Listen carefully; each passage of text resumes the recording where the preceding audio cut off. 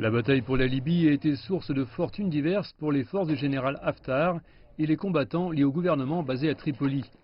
Alors que les forces de Haftar ont progressé rapidement vers la capitale les premiers jours du conflit, elles ont connu un revirement important après la prise de la ville de Gariane, située au sud de Tripoli. Mais la chute de Gariane met à jour la nature complexe du conflit, et des puissances étrangères cherchent à exercer leur influence en Libye. L'Égypte et les Émirats arabes unis ont ouvertement annoncé leur soutien au général Haftar. Mais la saisie d'armes américaines de la base militaire du général Haftar a forcé le département d'État américain à lancer une enquête. La France, l'Arabie saoudite et la Russie figurent également parmi les États qui soutiennent le général Haftar. De l'autre côté du conflit, la Turquie a récemment annoncé son soutien au gouvernement de l'accord national basé à Tripoli. Ankara a récemment fourni des armes, dont des véhicules armés BMC Kirpi aux forces gouvernementales libyennes.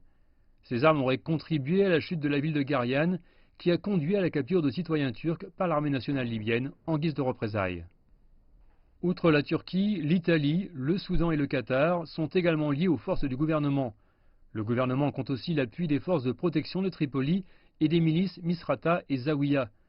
À l'heure où les heurts entrent dans leur troisième mois en Libye, la situation commence à prendre lentement une ampleur régionale et internationale. La Turquie cherche à se placer en tant qu'acteur clé dans le pays d'Afrique du Nord, comme elle le fait en Syrie.